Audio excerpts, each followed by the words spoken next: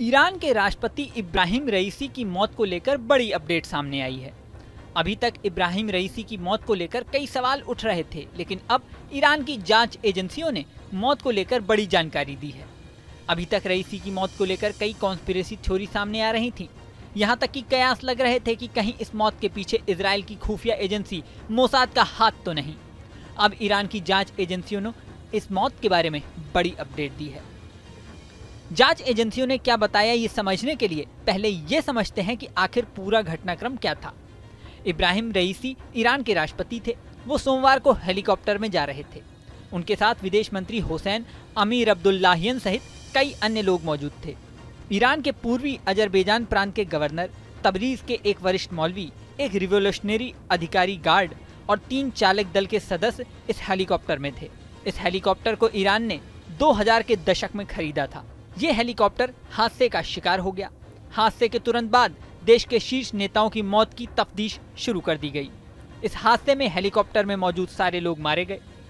रईसी की मौत की खबर के बाद ही इस हादसे से जुड़ी कई कॉन्स्पिरेसी थ्योरी वायरल होने लगी। इसमें सबसे प्रमुख है रईसी की मौत के पीछे इजराइल की राष्ट्रीय खुफिया एजेंसी मोसाद का हाथ होना। अब कई कॉन्स्पिरेसी थ्योरी सामने आने के बाद हेलीकॉप्टर हादसे की जांच के प्रभारी सशस्त्र बलों के जनरल स्टाफ ने इसे लेकर अपना बयान जारी किया है। इस बयान में उन्होंने इस हादसे को लेकर किसी को दोष नहीं लगाया है। बयान में कहा गया है कि इसे लेकर और अधिक जानकारी आगे जांच के बाद दी जाएगी। साथ ही ईरानी मीडिया की तरफ से बताया गया है कि जनरल स्टाफ की ओर से जारी बयान के मुताबिक दुर्घटना से पहले कंट्रोल टावर और हेलीकॉप्टर के क्रू मेंबर्स के बीच कम्युनिकेशन में कुछ भी संदिग्ध नहीं था। इसमें कहा गया कि हेलीकॉप्टर को लेकर अंतिम संदेश दुर्घटना से लगभग 90 सेकंड पहले मिला था। यानी अभी तक की जांच में कोई भी कॉन्स्पिरेसी नहीं पाई गई है।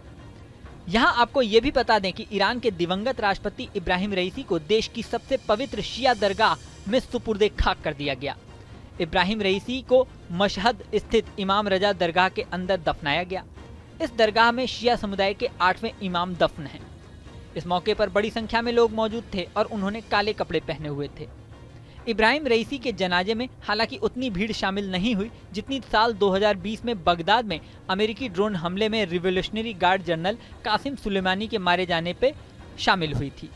इसके पीछे रईसी को लेकर लोगों की भावनाएं संभावित संकेत हो सकती हैं।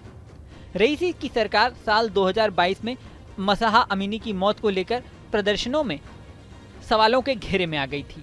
दरअसल मसहा अमीनी की मौत के बाद प्रदर्शन के दौरान सख्त कार्रवाई की गई थी, जिसे लेकर लोगों में गुस्सा था। अमीनी को ईरान की महिलाओं के लिए अनिवार्य हिजाब नहीं पहनने के लिए हिरासत में लिया गया था।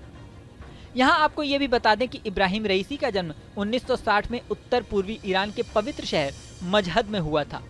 इसी शहर में शिया मुसलमानों के लिए सबसे पवित्र मानी जाने वाली मस्जिद भी है। वो कम उम्र में ही ऊंचे ओहदे पर पहुंच गए थे। रईसी के पिता एक मौलवी थे।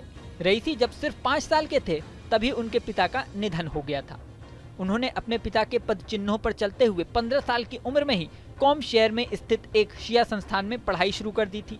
अपने छात्र जीवन में उन्होंने पश्चिमी देशों में समर्थित मोहम्मद रेजा शाह के खिलाफ प्रदर्शनों में हिस्सा लिया था। बाद में आयतुल्लाह खामनेई ने इस्लामिक क्रांति के जरिए 1989 में शाह को सत्ता से बेदखल कर दिया। इसके बाद 20 साल की उम्र में ही रईसी को कराच के महाअभियोजक के पद पे नियुक्त किया गया। साल 2004 से अगले 1 दशक तक रईसी न्यायिक प्राधिकरण के डिप्टी चीफ रहे। साल 2014 में वो ईरान के महाअभियोजक बन गए। ईरानी न्यायपालिका के प्रमुख रहे रईसी राजनीतिक विचार से अति कट्टरपंथी माने जाते थे। उन्हें ईरान के कट्टरपंथी नेता और देश के सर्वोच्च धार्मिक नेता खामनेई का करीबी माना जाता था। जून 2021 में वो ईरानी रिपब्लिक के राष्ट्रपति चुने गए थे। इस वीडियो में फिलहाल इतना ही। बने रहिए न्यूज़ नेशन के डिजिटल प्लेटफॉर्म।